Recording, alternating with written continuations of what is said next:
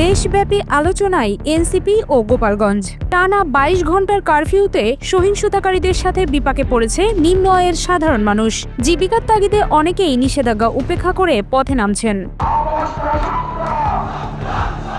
ঘটনার সুষ্ঠু বিচার, অপরাধীদের শাস্তি নিশ্চিতের দাবি জানিয়েছে এনসিপি। এক ফেসবুক পোস্টে নাহিদ ইসলাম লিখেছেন, গোপালগঞ্জে ৪ জনের মৃত্যুর কথা শুনেছি। কোনো বিচার বহির্ভূত হত্যাকাণ্ড জ্ঞানকে আমরা সমর্থন করি না, প্রত্যাশা করি না। সন্ত্রাসীদের বিচারিক প্রক্রিয়ায় ব্যবস্থা নিতে হবে।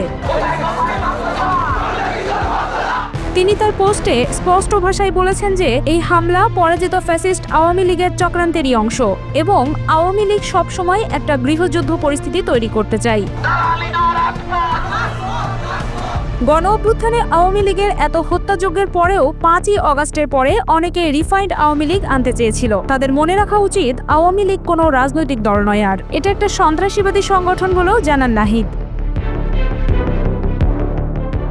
একই বিবৃতিতে তিনি লেখেন, ৫ অগাস্টের পরে আমরা বহুবার বলছি আমরা আইনি ও বিচারিক প্রক্রিয়ায় জুলাই গণহত্যার বিচার চাই, কিন্তু আওয়ামী লীগ ও ছাত্রলীগের লোকদের ব্যাপকভাবে গ্রেপ্তার করা হয়নি। গ্রেপ্তার হলেও কোর্টে জামিন নিচ্ছে, থানা থেকে পালিয়ে যাচ্ছে। প্রশাসনের বিভিন্ন স্তরে ঘাপটি মেরে আছে ফ্যাসিবাদের দোসর এবং দুর্নীতিবাজ কর্মকর্তা, যাদেরকে টাকা দিয়ে কিনে ফেলা যায়। নিষিদ্ধ সংগঠন ছাত্রলীগের পুরো বাংলাদেশের বিভিন্ন জায়গায় নেতাকর্মীরা গতকাল গোপালগঞ্জে ছিল। আজ দুপুরে ফরিদপুরের জনসভা শেষে রাজবাড়ির পথে এনসিপি নেতৃবৃন্দ। গোপালগঞ্জে সন্ত্রাসীরা বাধা সৃষ্টি করলেও বৃষ্টি উপেক্ষা করে ফরিদপুরে নেমেছিল জনসাধারণ ও শিক্ষার্থীদের বাঁধভাঙা জোয়ার।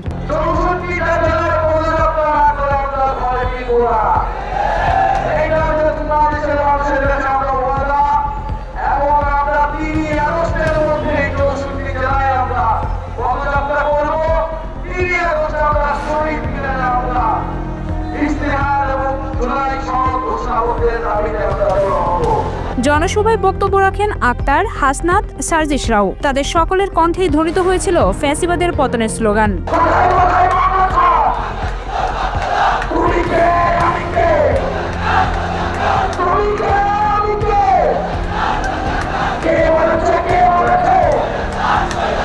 প্রাথমিকভাবে পদযাত্রা অব্যাহত রাখার ঘোষণা দিয়েছে এনসিপি। আগামী ৩ অগাস্টের মধ্যে এই কর্মসূচি শেষ করে কেন্দ্রীয় শহীদ মিনারে জুলাই সনদ বাস্তবায়নের দাবিতে নতুন কর্মসূচি ঘোষণা করা হবে বলেও জানা যায়।